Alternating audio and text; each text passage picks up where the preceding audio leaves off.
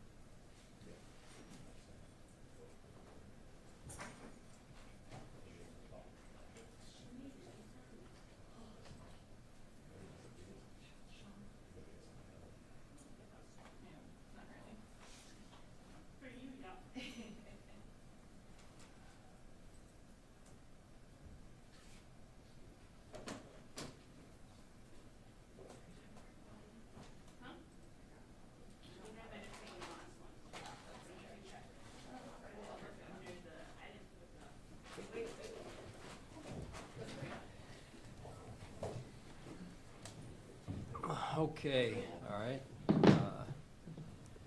Good afternoon.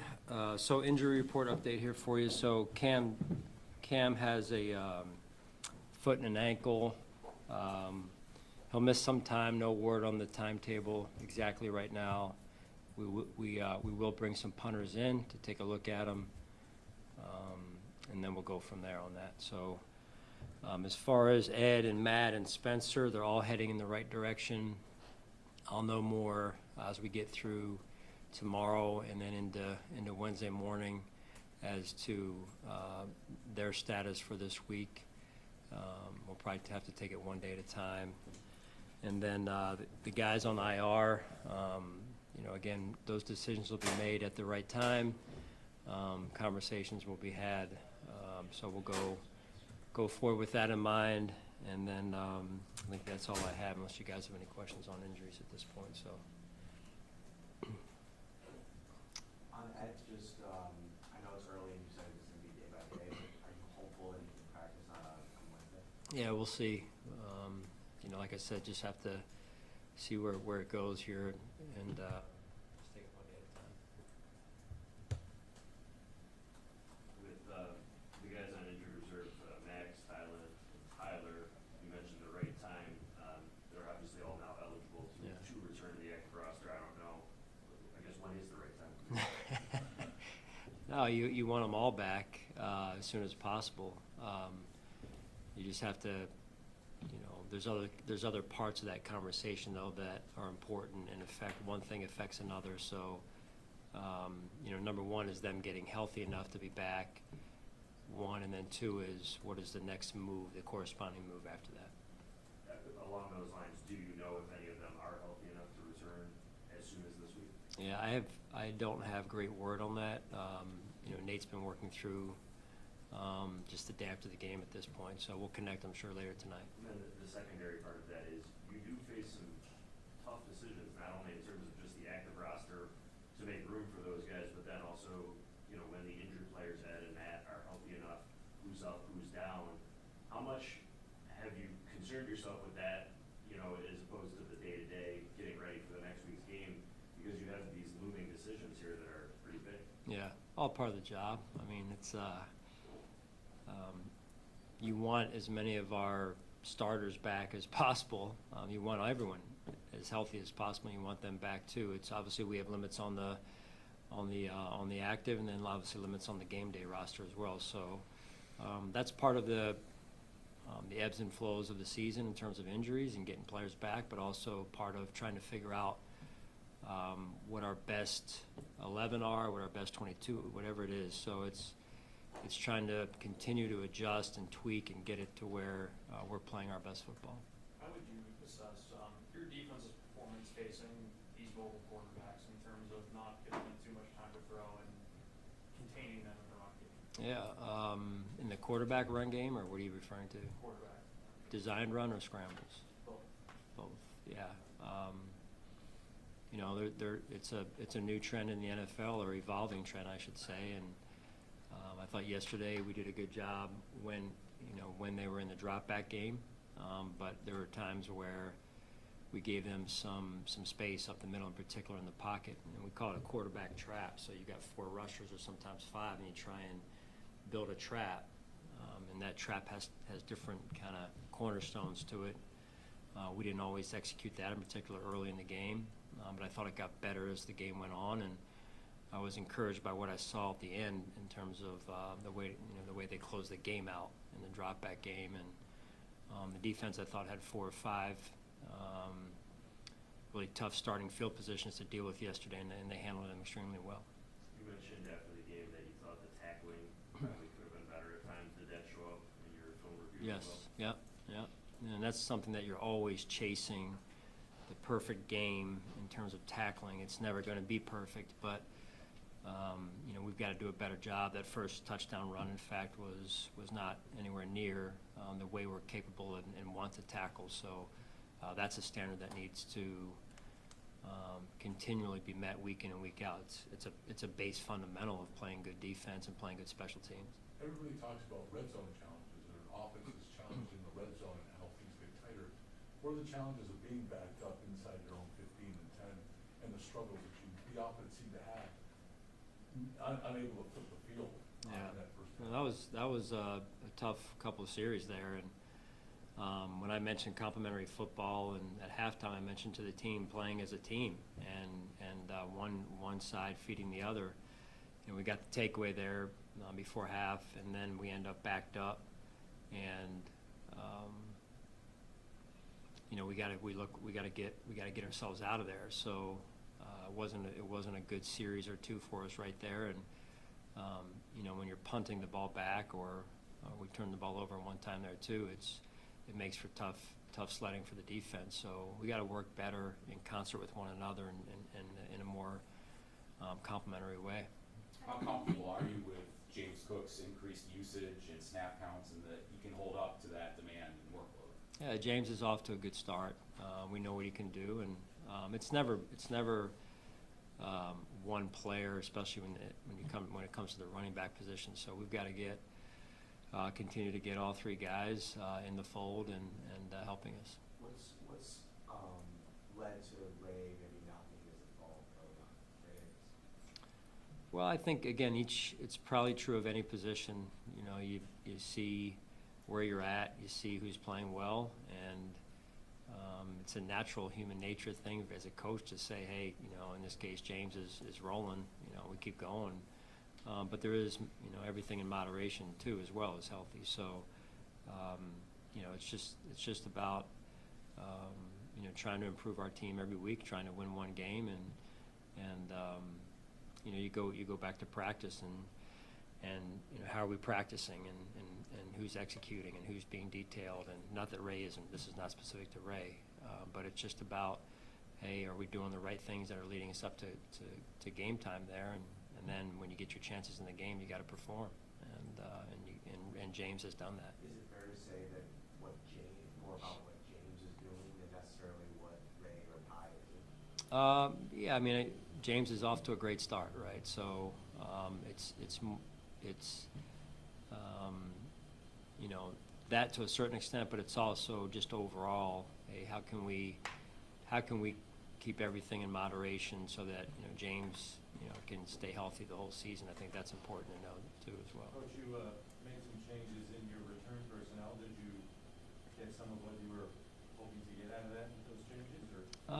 Yeah, I mean, we'll see. I think, you know, some were, some weren't. You know, and there's other, it's not always just the returner, right? There's blocking that goes into it, and so, and not just sheer number of opportunities as well. So, you know, we looked at that this morning, and we'll continue to talk about it, I think, in the next, not I think, I know in the next, you know, 24, 48 hours, and then probably through the week here. Having Dorian come in for a trade on those couple of series, how do you think that went, or is that something you anticipate giving him more opportunities like that moving forward? Yeah, I mean, I don't, you know, I think there's a certain level of, you know, adjusting, and there's a certain level of, hey, let a player roll, right, too, because I'm not a big fan of rotating or the two quarterback systems and whatnot that happen. I'm not a big fan of that.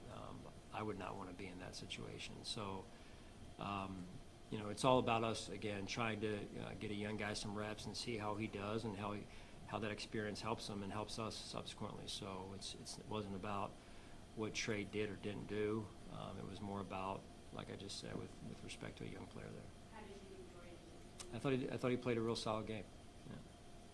Did you see the end of, or watch any of the Packers Cowboys game last night? A little bit. I'd be lying if I told you I stayed up to watch the end of it. It's past my bedtime. I wanted to ask, because it was such a thrilling game, high-scoring game, at the end of the tie, Yeah. and with what you, competition committee, what are your thoughts on overtime and just ties and what can be done or should be done? Yeah, I mean, you remember going out when you're in the neighborhood and you're playing, you never want to end in a tie, right, when you're growing up. I mean, raise your hand if you liked ending in a tie growing up, right? So, nobody. So, but I do think there's an element of, hey, you played it through, and this is the regular season. It's not that way, obviously, in the playoffs for all the right reasons, and so there is an element of player safety involved in that, I think, too, from the standpoint of getting ready for the next game. And when you play a certain duration and you end in a tie, then sometimes that can work in your favor. Do you think the college system could work in the NFL? I don't know. That's probably a longer conversation than we have time for, Tim, really. But I do like the fact that there's a lot of overlapping rules between college and pro.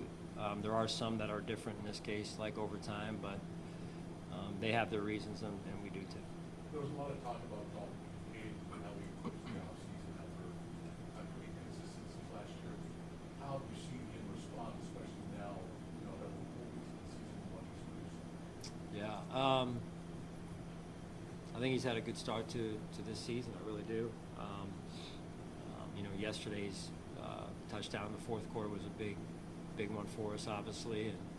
And every week he's just set on improving, and I love that about him. Sean, kind of going off that point, another guy, Cole, you know, the big play yesterday, but getting onto that point too, just how did you kind of grade where he's been over the past couple of weeks and just his growth that you're seeing from him? Yeah, every week. You know, it's I think it's a great, yesterday was a great moment for Cole.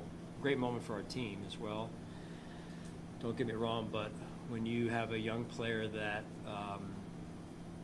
you know, you guys know it, you question him, and you know, he got off to a little bit of a rocky start, but he has stayed focused and disciplined, and he's worked his butt off, and worked alongside of Coach Dana, and they've done a great job. And Cole's play has ratcheted up each week, preseason and now in the regular season. So, which with still a lot of the journey ahead of him in this young career that he's in. So,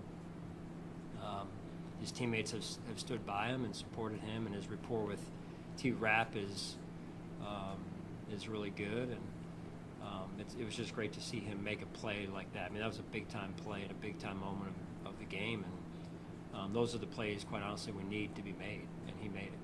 You mentioned that you had an interception practice this week where you were targeted, and I don't know what you do when you saw the situation on Sunday. I know there was a penalty that changed it. Yeah. Just how satisfying is that to know, like, okay, what we're doing in practice is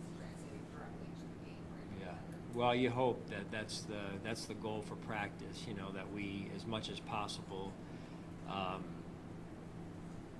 you know, as a coach, when you lay out the schedule, you're like, how much of this applies to real life on game day? And that's one example. And the way he attacked the ball in practice was a different type of throw, but the way he attacked the one in the game, you do see the application, and when you get that, that's why you practice, right? It's not for 2 hours out there just to, you know, wear the players out. It's for 2 hours of true direct application to game day. Maybe the second last drive for the Saints on offense, you went with Shaq Thompson instead of Dorian, who played most of the game. What went into that decision? And then Shaq in general, on that series, he made a really big play. I think it was on a 2nd and 10. Mm-hmm. What did you see from him when he was in the game? Yeah, football player. He's a football player. He plays the position the way it's meant to be played, and I think a lot of our younger linebackers just watch him how he plays the position, and they'll learn. So was it just a decision, hey, let's get him on the field, see what it looks like? Was it anything that Dorian was doing? No, it wasn't anything Dorian was doing wrong. It was just more at that moment when we felt like, and I think Dorian had a little bump at that point as well. So I think it was availability as well baked into that. What did you see from Vandermark yesterday, stepping in for Spencer? Yeah, he's got big shoes to fill. No pun intended on that, but you know, Vandy's done that in the past though, and he's held his own. He's done a good job. I mean, you think about where he's come from and the growth that he's made and his development over the years being here, and you know, he's just another guy that plays with a chip on his shoulder, and I think the cool part about it is no challenge is too big for him, and he takes those challenges head on, and that was not an easy matchup for anybody, and you know, he wasn't going to back down, which I love that about him. Can you kind of pinpoint why the defense doesn't have the same explosive plays in the run game with like TFLs that you're accustomed to having here? Give me more specific what you're asking about, So and usually your information, please. So NFL Nice Gen stats. So usually. Thank you for stating that. Usually you're near the top of the league in run stuff percentage. This year it's kind of near the bottom. Is there any specific reason that you can pinpoint? Yeah, it's a great question. Really is. I haven't uncovered that stat to this point, but it's good to know. You know, just overall, I would say that some of that's, you know,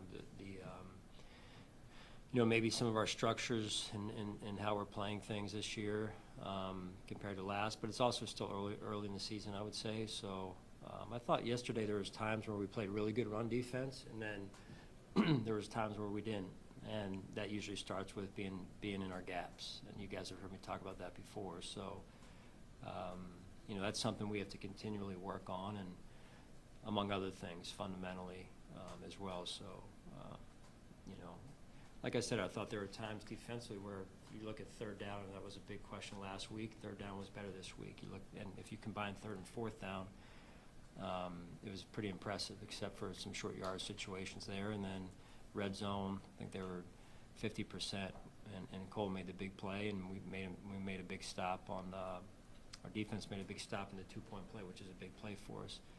There's some other things we got to get shored up though, which is what you're alluding to. We're a quarter through the season. How do you think Bobby Davis has done? I think he's done a good job. He continues to adjust. We're integrating, as was already, you know, asked about, with some young players there, some rookies, and they're growing. Like I said, it's continuing to, you know, have a vision and chase the vision every week and try and get better at each position and try and get better overall as a defense in this case. Sean, with Joshua Obama, we've seen his snaps kind of go down since the first week of the season. Is he dealing with something? Is that a coaching decision? Yeah, coaching decision. Yeah, so it's, you know, just based on, you know, not necessarily maybe the game plan, but how the games, you know, got played yesterday a little bit with respect to what was working, what wasn't working, and Josh is a good player, and we have a lot of confidence in him. Guys, good? All right, yes.